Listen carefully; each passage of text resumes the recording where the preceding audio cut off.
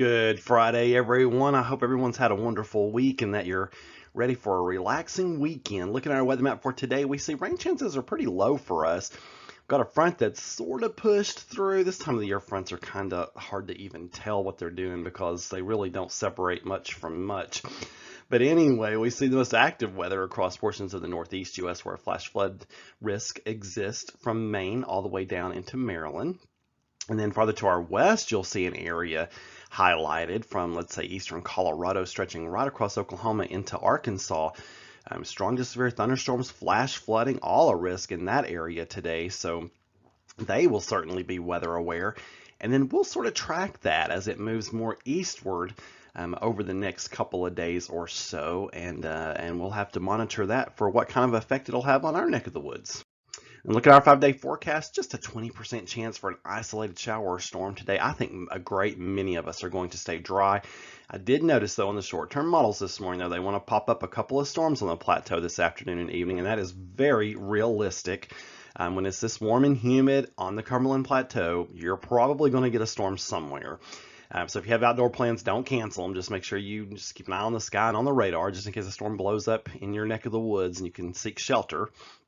Tonight, partly cloudy, lows in the low 60s. And then, just in time for the weekend, a very unsettled pattern begins to develop. We have lots of disturbances coming through. All that active weather you saw out in Oklahoma and Arkansas will be sliding eastward.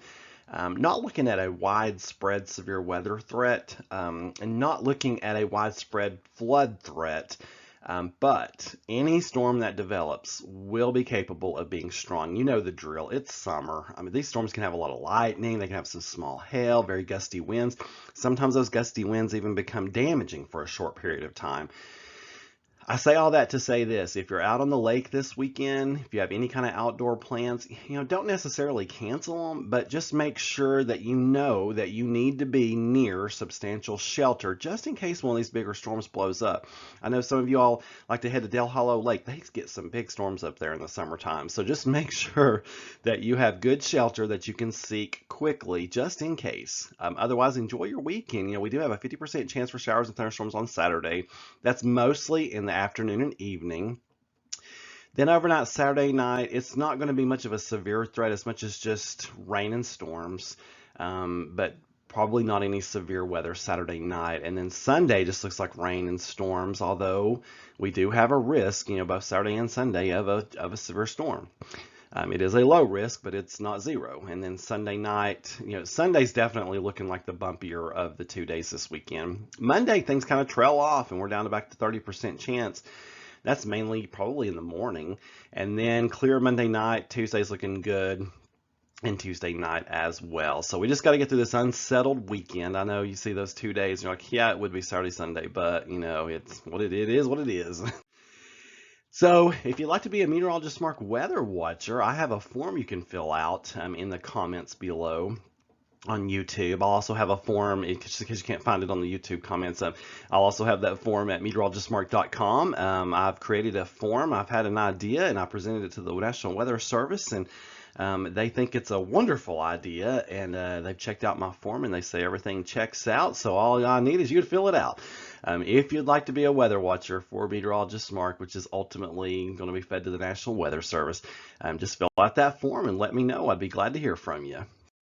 On this day in 1981, Montana was in the midst of a snowstorm that dumped 10 inches at Glacier National Park and produced 90-mile-per-hour winds. I could take the blizzard, but not the 90-mile-per-hour wind. That's crazy. 1947, alleged and disputed Roswell UFO incident took place. So today is the day to celebrate that. And then in 1928, sliced bread was sold for the first time by the, and if I'm saying this right, Chillicothe Baking Company in Missouri. And described as the greatest forward step in the baking industry since bread was wrapped. I just thought that belonged here on this day in history. You could say it's the greatest thing since sliced bread. It's also the greatest thing since July 7th, 1928. So anyway, you folks have a wonderful Friday and keep looking up. And for more weather information and even more, just go to meteorologistmark.com.